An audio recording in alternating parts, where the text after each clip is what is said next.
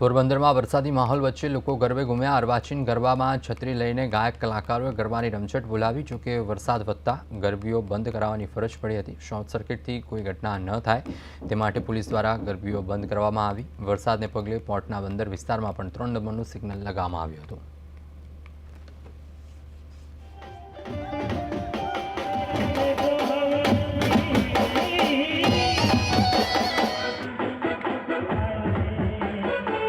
Hello.